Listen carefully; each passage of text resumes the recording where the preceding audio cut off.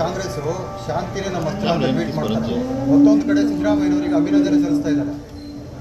ಈ ಕಾಂಗ್ರೆಸ್ಸಿನ ಈ ದ್ವಂದ್ವ ನೀತಿಯಿಂದ, ದೇಶ ವಿರೋಧಿ ನೀತಿಯಿಂದನೇ ಇವತ್ತು ಉಗ್ರಗಾಮಿಗಳು ಅಟ್ಟಹಾಸದಿಂದ ಮೆರೀತಾ ಇರ್ತಕ್ಕಂಥದ್ದು. ಕಾಂಗ್ರೆಸ್ಸಿನ ಈ ನೀತಿಯಿಂದನೇ ಇವತ್ತು ಜಮ್ಮು ಕಾಶ್ಮೀರದಲ್ಲಿ ಸಾವಿರಾರು ಹಿಂದೂ ಕುಟುಂಬಗಳು ಇವತ್ತು ಮನೆ ಮಠವನ್ನು ಕಳೆದುಕೊಂಡಿರ್ತಕ್ಕಂಥದ್ದು, ಯೋಧರು ಪ್ರಾಣವನ್ನು ಕಳೆದುಕೊಂಡಿರ್ತಕ್ಕಂಥದ್ದು. ಅದು ನಮಗೆ ಇವತ್ತು ಹೆಮ್ಮೆ ಇದೆ. ಇವತ್ತು ದೇಶದ ಹೆಮ್ಮೆ ಪ್ರಧಾನಮಂತ್ರಿ ನರೇಂದ್ರ ಮೋದಿಜಿಯವರ ಒಂದು ದಿಟ್ಟ ನಾಯಕತ್ವ ಇವತ್ತು ನಮ್ಮ ದೇಶದ ಯೋಧರಿಗೂ ಕೂಡ ಒಂದು ದೊಡ್ಡ ಶಕ್ತಿಯನ್ನು ತಂದುಕೊಟ್ಟಿದೆ.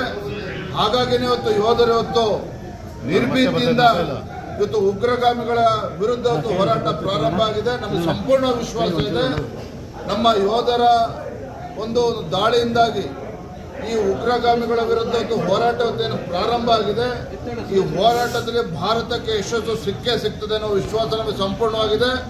ಆದರೆ ಕಾಂಗ್ರೆಸ್ಗೆ ಇವತ್ತು ಎಚ್ಚರಿಕೆಯನ್ನು ಕೊಡೋದಕ್ಕೆ ಇಚ್ಛಪಡ್ತೇನೆ. ಇವತ್ತು ಇಂಥ ಸಂದರ್ಭದಲ್ಲಿ ಇಡೀ ದೇಶ ಇವತ್ತು ಒಗ್ಗಟ್ಟಾಗಿ ಇವತ್ತು ಭಾರತದ ಸೇನೆಗೆ ಒಂದು ನೈತಿಕ ಬೆಂಬಲವನ್ನು ಕೊಡ್ತಾ ಇರ್ತಕ್ಕಂಥ ಸಂದರ್ಭದಲ್ಲಿ